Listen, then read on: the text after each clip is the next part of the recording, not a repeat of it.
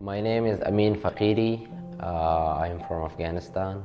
The first of about 250 Afghan refugees have made it to Rhode Island. Amin Faqiry and his family landed at TF Green Airport Saturday night.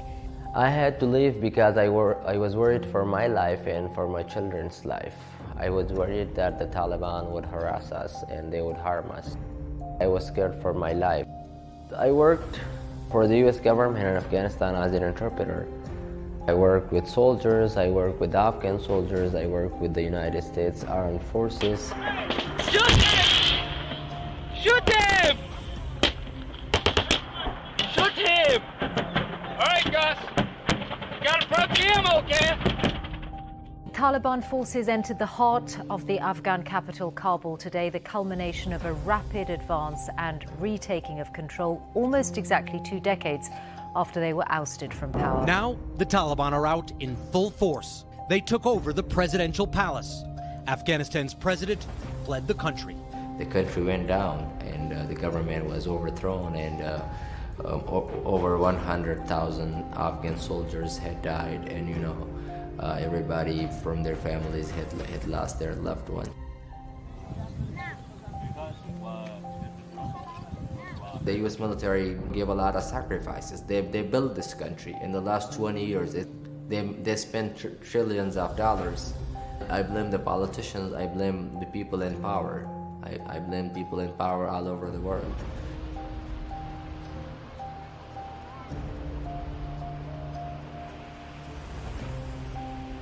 It took a long time for me to get to Rhode Island. So it was a long journey, it wasn't easy. I had to go through a lot of chaotic situations and a lot of upsetting moments, time.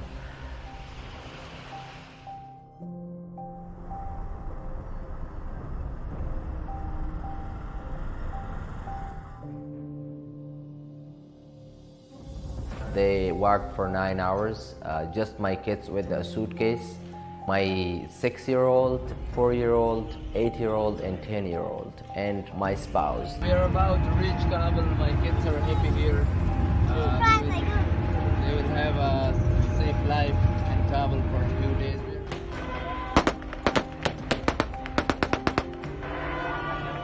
And the Taliban were dominating. They were letting people know that we are here, and we are the government now. They were shooting all over the place. They were firing, there were fires, machine gun fires, artillery fires all over the city. My brother, he was at the airport. He called me and he said, early in the morning, leave your house, find a cab from the evening time and then have the cab come pick you up. This is Amin.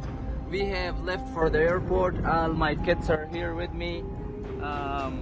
So we are making our way to the airport. Let's give it a try, see if we can get in. There are some guys, the OGA guys, the Afghan counterpart, with the Marines. Some of my friends are there. I'm in contact with them, so hopefully those guys will get me in. And there is Taliban checkpoints like every 1 click or half click inside the city, even early in the morning. It's 5:45 to 6 in the morning here. So hopefully I will make it inside the airport today. On the way getting there, we see a lot of Taliban, a lot of people going back and forth, and people were coming from all over the country. They had gotten the word that the United States Armed Forces are evacuating people. Afghans are thronging to Kabul's airport, desperate to get on planes and leave the country at any cost. We saw everything went down, and my kids witnessed shots fired. My kids witnessed people being shot outside when we were getting inside. It was not easy. I mean, people were just literally shooting every second.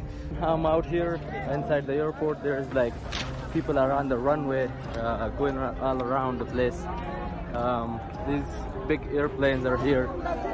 The Marines are inside the wire. They have put a sea wire around. So I'm going in to nearby a Marine to talk to him. Let's see if he talks to me.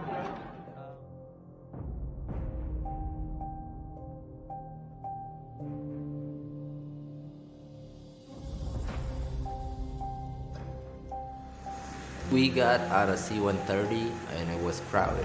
And the soldiers, the Marines, they were doing a great job. They were respecting people. They were giving water and food to people on the plane. The mood was sad. People were not talking to each other, and they were just there. I mean, they were just breathing. Who would want to leave their country in such a chaotic way?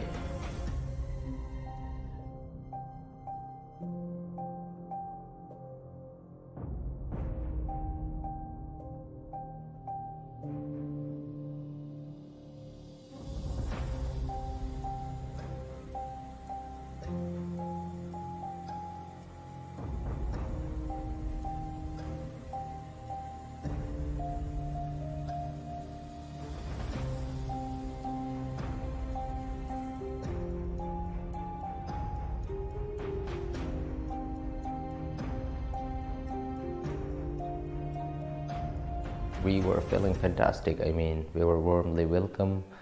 Everybody came to the airport from, the news and my friends. So it felt great. It felt like we have arrived to our, last destination. So far, Rhode Island has been amazing. People have treated me with respect, and people have been so generous. I'm being hosted by a very generous and a very kind family. They have given me everything my kids need and everything I need. So it's been very positive.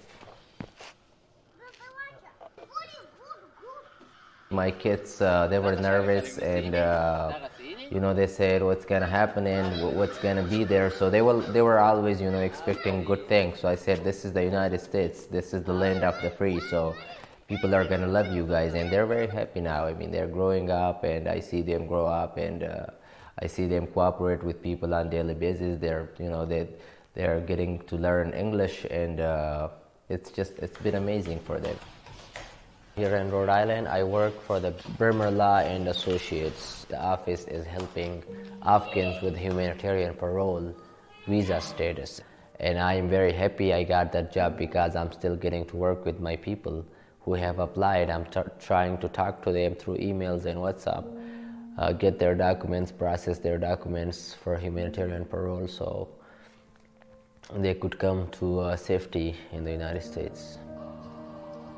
I'm all about helping the community now. I'm all about being a role model to other people. I'm trying to advocate for the refugee life in Rhode Island, not just for Afghan refugees, but for refugees from all over the world.